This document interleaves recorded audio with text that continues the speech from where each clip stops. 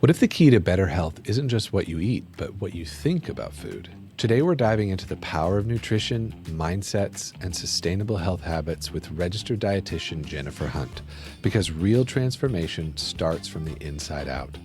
Welcome to the Healthcare Wayfinders podcast, where we are routing you to more accessible and cost-effective healthcare. I'm your host, Zach Ayton, and today I'm excited to have a very special guest, someone who not only plays an important role in healthcare, but also in my personal life. Jennifer Hunt is a registered dietitian and nutritionist and founder of Jennifer Hunt Nutrition, where she helps people build a healthier relationship with food, understand their bodies better, and make sustainable choices for long-term well-being.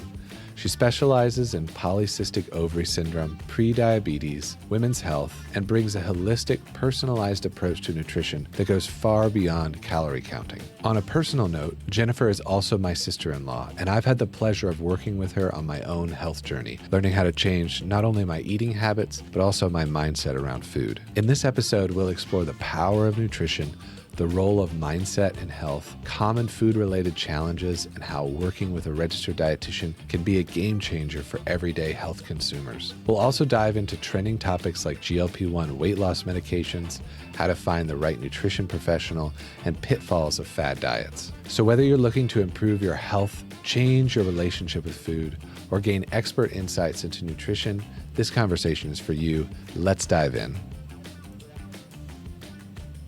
Hey, Jennifer, welcome to the Healthcare Wayfinders podcast. How are you doing today? I am really excited to be here with you, Zach. It's going to be a lot of fun, I think, and we're going to get to chat about some topics that are very interesting to both of us. So I'm excited to be here. I'm looking forward to it. We know each other for a couple different reasons. You and my wife, Stephanie, are actually sisters, and I have had the pleasure of working with you at your company, Jennifer Hunt Nutrition, to help in my own health journey of learning how I eat and habits that I've made throughout my life that have affected my health and my weight. And I'm excited to maybe share some of those details today. But first, I'd love to start off with just hearing a little bit about you. I know that you're a registered dietitian nutritionist. I'd love to hear a little bit about what that is and how you function in like the healthcare environment, the normal healthcare environment, and then how do people who are just everyday healthcare consumers, how can they partner with a dietitian, nutritionist to help in their health journey?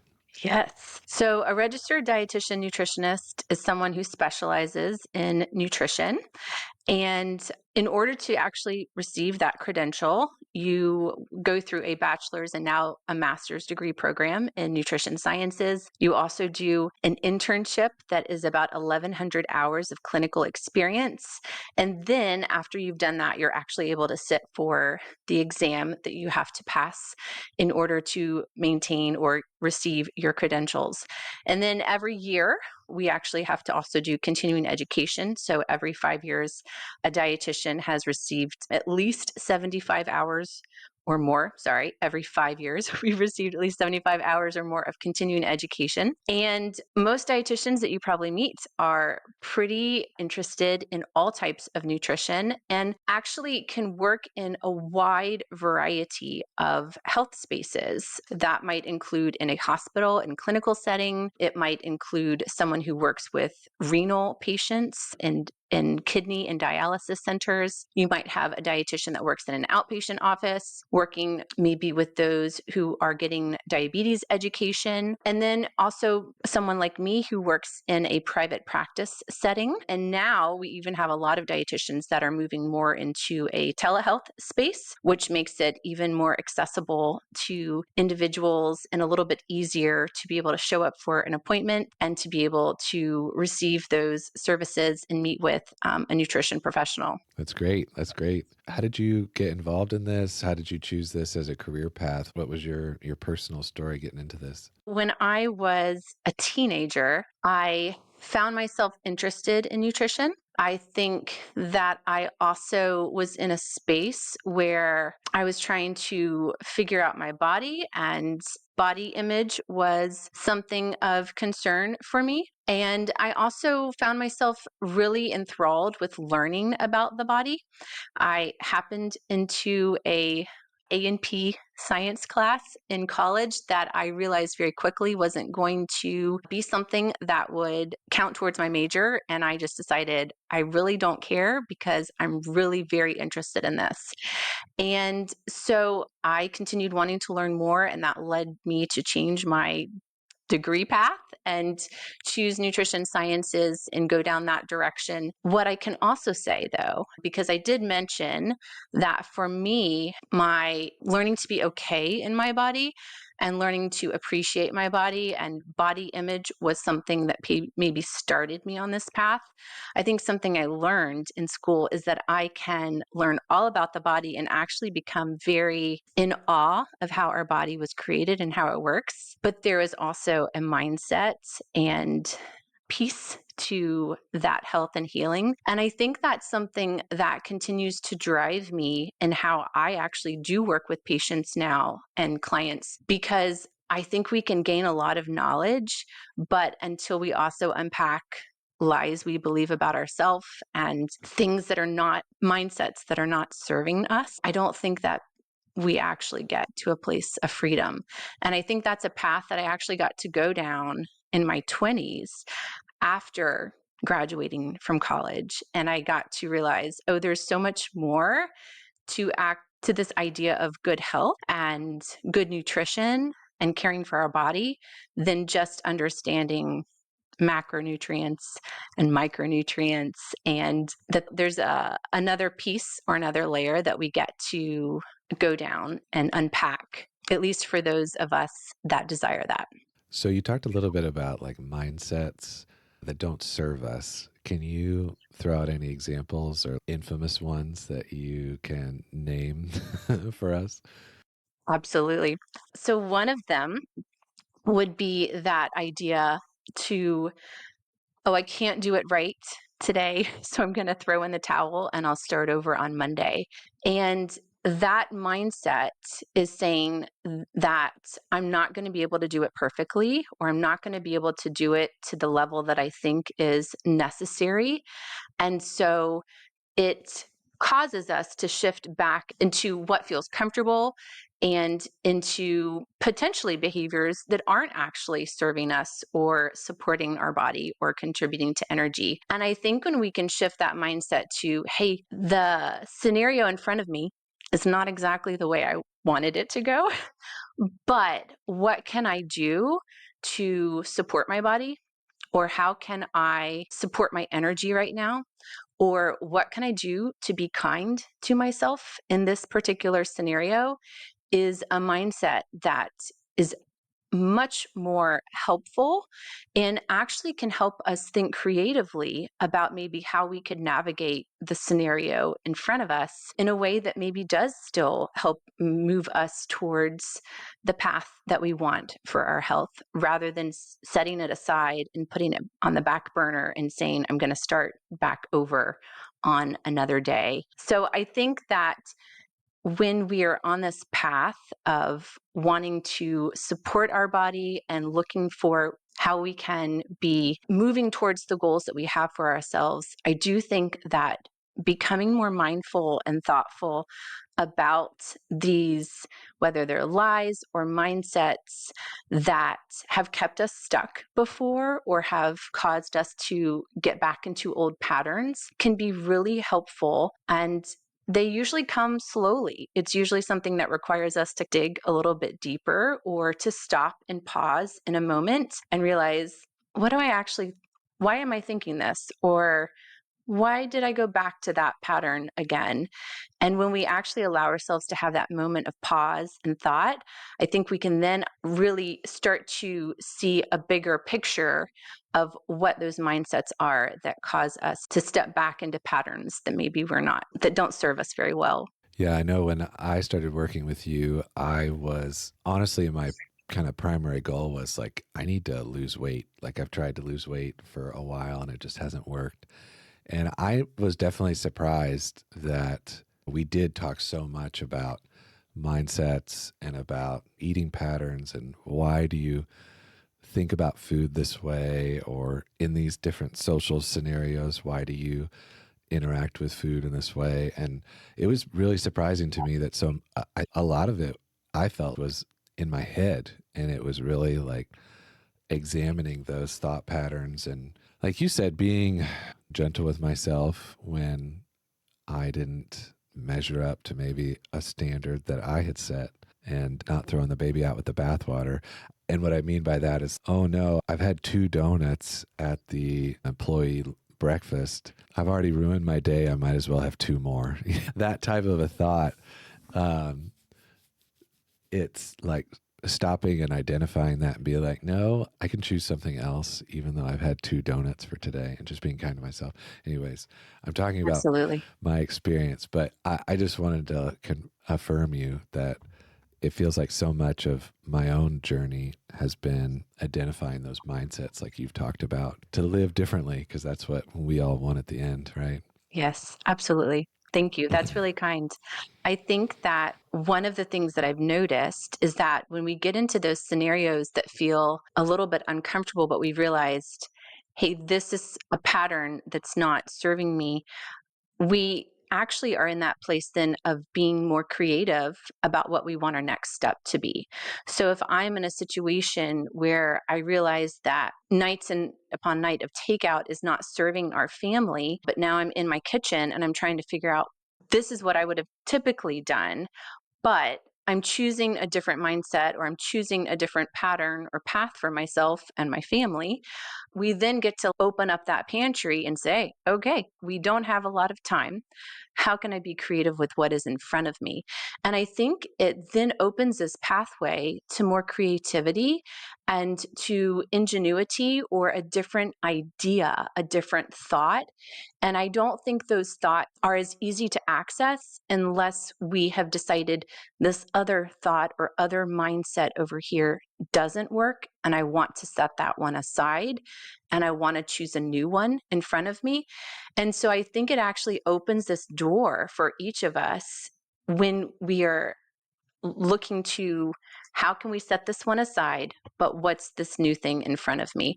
And I think sometimes when clients start to work with me, there's this idea that I want to have everything laid out in front. And so let me know exactly what I need to do. Step A, step B, step C. And I need to know everything and what to do in every scenario. And the reality is, you actually are the best person at figuring out the next step for you. And I think a really good dietitian helps to guide you in that direction of that self-discovery. So I think when we then get to say, okay, so when we were at the party, this is how it typically would play out. What would you want to do if you're deciding that behavior or that pattern wasn't serving you? How would you want to step into this party this time? And what would you want to do in that situation? And I think then when we've made that shift for ourselves and we've started to uncover some of those things, we then get to be creative in this new scenario and what we want our next step to be. And that's really allowing you to be in the driver's seat, and you get a lot more satisfaction when you are discovering those new tools or those new pathways for yourself. What's like someone's typical journey as they're going through this process? Maybe their initial need, like me, was like, I want to lose weight. I need to be healthier for myself and for my family. What's like the typical journey of someone that works with you, starts to learn some of this stuff, starts to change their mindsets around food, and then starts seeing like results in their own life? So I do specialize in PCOS, which is polycystic ovary syndrome, as well as prediabetes.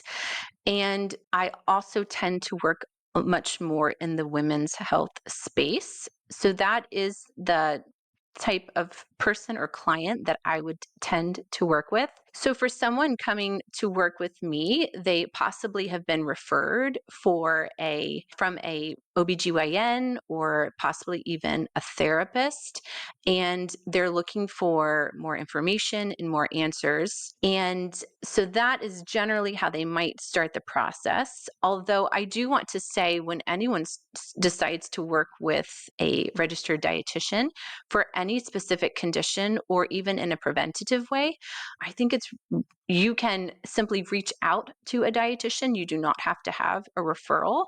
And maybe we could talk a little bit more about that in a few minutes, about different ways that you could be able to find a dietitian that would be the right one for you. In the beginning of working together, we always start with a nutrition assessment. And I do find it's very helpful for them to have some level of a food log that they keep for a couple of days, because it is insightful for that person. And it's also very helpful for me to be able to see some trends or some patterns, and then also do a bit of an assessment to see if we're missing out on any nutrients, or if we are bulking them in a certain way that may not be supporting the goals that they have for themselves.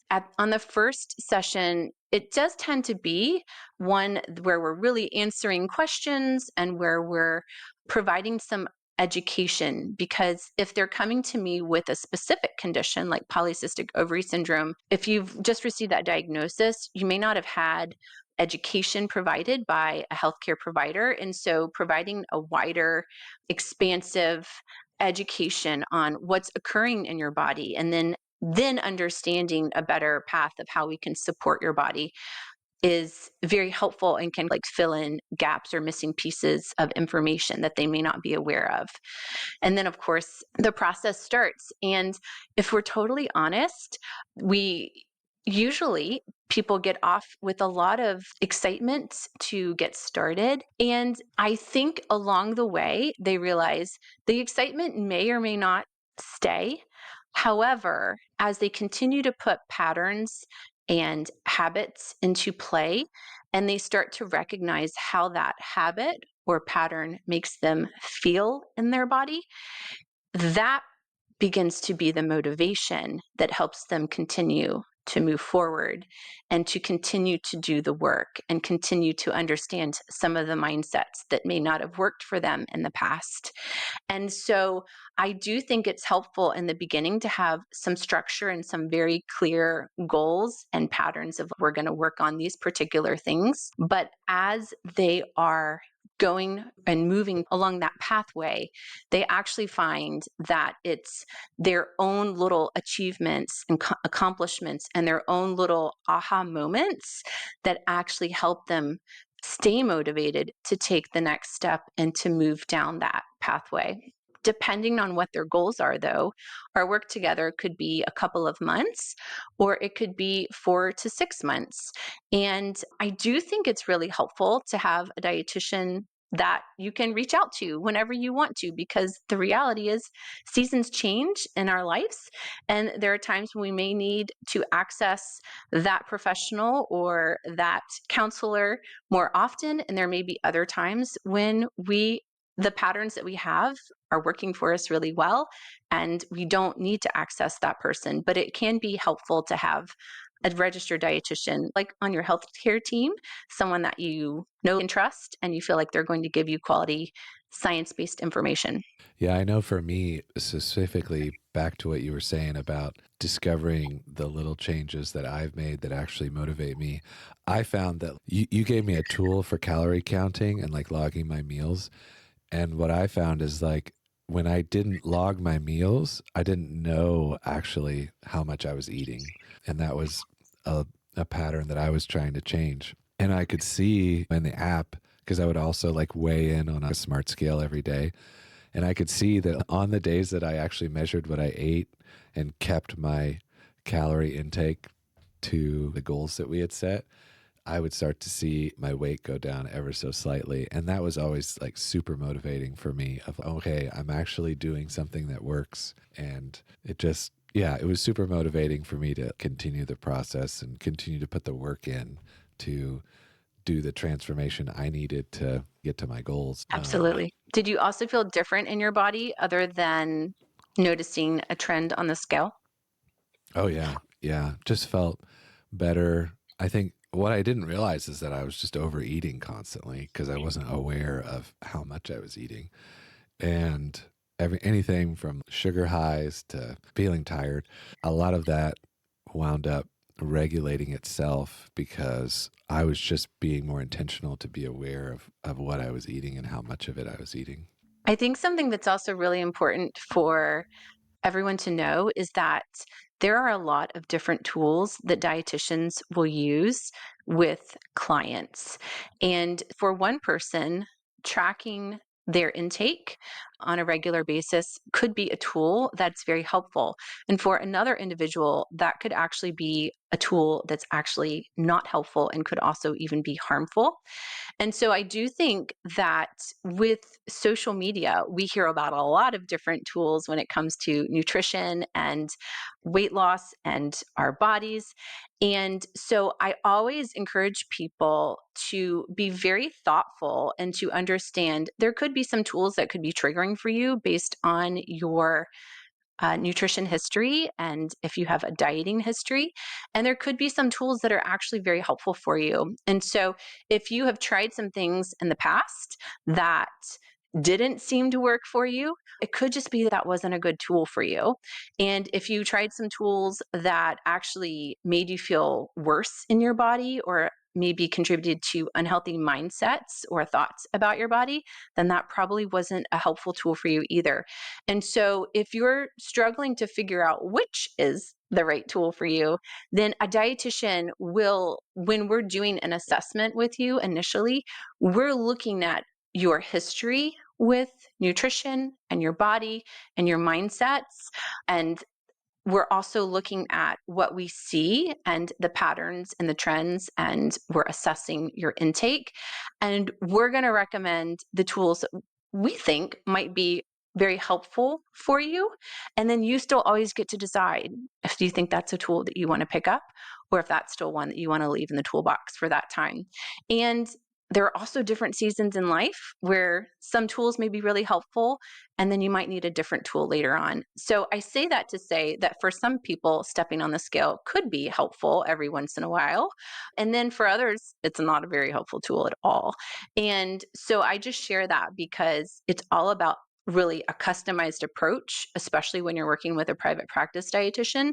And we want to help you find the right tools for you. That's great. I'm having a thought right now of what do you feel like the difference is, or in your opinion, of trying to just jump on whatever the fad thing is to do right now, like paleo or dirty 30, or I don't know, like just these different carnivore diets, that kind of stuff. I've got a friend who I actually did a podcast with him, and he's been suffering from a lot of where your like body is fighting itself, autoimmune Autoimmune. stuff. Yeah. And he's been doing a carnivore diet for like almost a year and is feeling better than he ever has. So I'm not going to ask you to comment on that. But in your approach, what's the difference between just trying different things that everybody's doing versus putting in like the effort to change how you think about food? Maybe you can Yeah. reframe that however you Yeah. want to, but like doing an approach like what you're talking about versus just kind of trying whatever's everybody's doing on social media right now. Absolutely. I think something that is very helpful for each of us is to have take 5 minutes even to think about what our vision is for our health. And I think that sometimes because a trend looks like it's going to give us quick results, or everyone seems to be doing it, and so we want to see what it is, can be very enticing. And I totally understand that because I get on social media as well and I see those images and I see that information. I would say that I think it's helpful to know what is it that I really want for my health and what is the vision I have for myself. And do I have tools or resources right now that are helping me to move towards that? Or do I need some support in moving towards that for myself? So for someone, it might be, I want to have more comfort in traveling, or I want to feel comfortable getting into the gym, or there could be so many different things that play into what that vision is for ourselves. I want to be modeling healthy eating habits for my kids. Maybe they weren't modeled for you, and that's something that you actually that really does matter to you.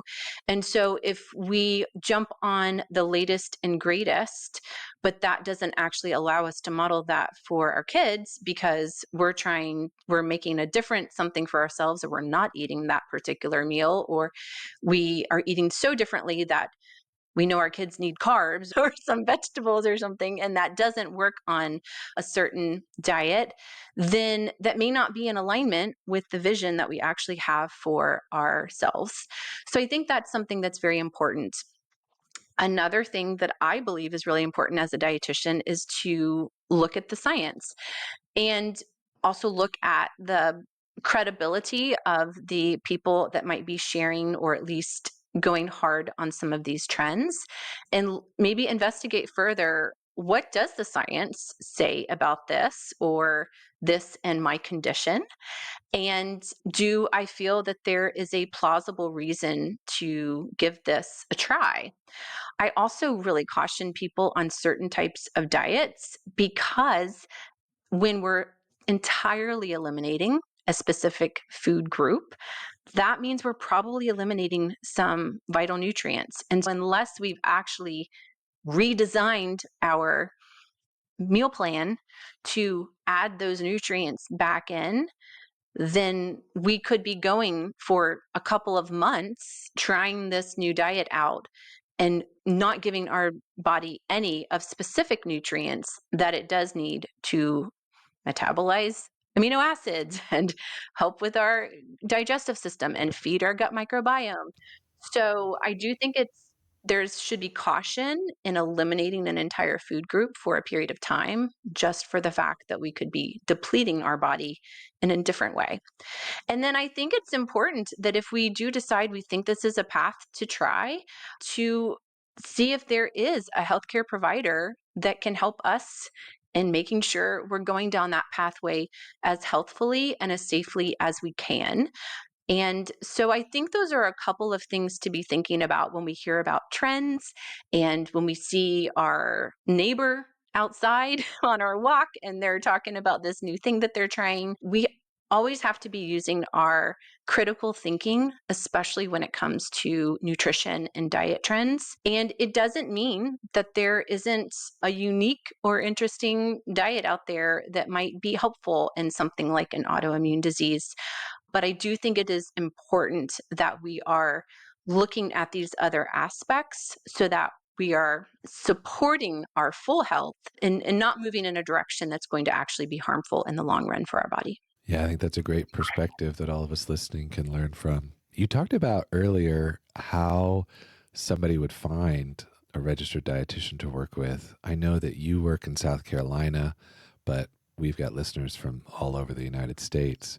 What does somebody do who's interested in possibly working with a dietitian? How would they connect? Yeah, what would you say to them? Yes, there are several avenues you can pursue. So, the first thing I would say is that you can always reach out to your primary health provider or your OBGYN, whoever is your primary person that you see, and ask them if they refer or they recommend a dietitian in the area. There could be a dietitian that is, or dietitian group that is connected to their center or facility, or it could just be that there's a private practice in the area that they like to refer to. And when they give you a recommendation, it's probably, you can ask, but probably someone that they know and trust. So that can be a great place to start.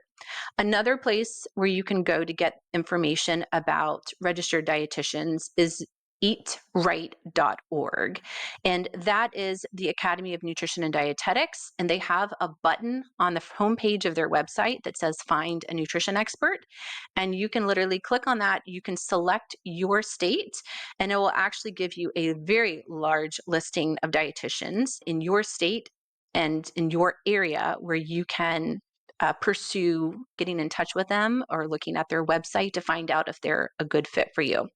Of course, you can always do a Google search for your area as well, and there are likely some private practice dietitians that are going to pop up for you as well. One other thing I would say is important to know is that a lot of dietitians do specialize. So I actually find that it is incredibly difficult, really honestly impossible, to stay abreast of nutrition research in all areas of nutrition. And so most dietitians like myself have chosen to specialize in specific areas of the body or specific health conditions. So there are some dietitians that specialize in gastrointestinal disorders and gut. There are others that might specialize in renal support and kidney health. There are other dietitians that might specialize in diabetes, women's health, cardiovascular disease. So it also would be probably helpful, especially if you have a certain condition or you are interested in certain types of information, to look and see if there is a dietitian that has a specialty in that particular area. And you can know then that you're going to get even higher quality care, most likely, because they are honestly staying abreast of that nutrition research. And that can be an even more helpful tool for you rather than going to someone that's a little bit more general. That's great. And we will make sure to link to all those resources that you mentioned, including your website, Jennifer Hunt Nutrition, and all the resources you've got on there. Before we wrap up here, because I know we're getting close to the end, I wanted to see if you had any perspective on the whole GLP-1 weight loss thing that's going on right now. We've had a couple other folks on the podcast, Michael Hennessy from DietThrive, who they have a GLP-1 program that they're working with large employers to set expectations with people ahead of time, get them education and information. They work with registered dietitians to basically help people have a better journey on GLP-1s. We've also talked to Chris Spears over at Orderly Meds, who's helping people access the lower cost versions of the drugs that are compounded and stuff like that. Would just love to have, if you have a perspective or any thoughts on if somebody's thinking about pursuing like some of these GLP-1 medications for weight loss or things like that, what they should be thinking of, especially around like nutrition and stuff like that. Great question. I believe that a GLP-1 medication can be very helpful for some individuals. And I do have some clients that have chosen to use that type of medication. I think it can be helpful, especially if someone has other health conditions where their weight is not the only concern, but they also have blood glucose dysregulation or maybe other comorbidities that they are looking to improve so they can have a better quality of life. What I can also say is that because of how the medication works and because of some of the gastrointestinal symptoms that can occur for some individuals, it's actually really important that they're working with either a physician group and specifically a healthcare provider like a dietitian that is going to be able to help them really nail down their nutrition. Because as they are losing weight, there is going to be a higher likelihood of losing muscle mass if they're not meeting their protein and nutrient need. And so I actually have had clients come to me after having started and realized that the missing link for them was actually not having a dietitian earlier on. And they found that once we actually up-leveled and optimized as best we could their nutrition, that they were feeling even better, having even more energy, and that they were also able to then add more fitness and strength training into their plan because we had really optimized their protein and their nutrients. So I do think that it is very important, especially because the goal isn't just losing pounds, but losing body fat. And so if we are just losing pounds and we're not focused on actually the types of foods that we're eating, there is going to be a likelihood of losing a lot more lean body mass, which in the long run also lowers their basal metabolic rate or their metabolism.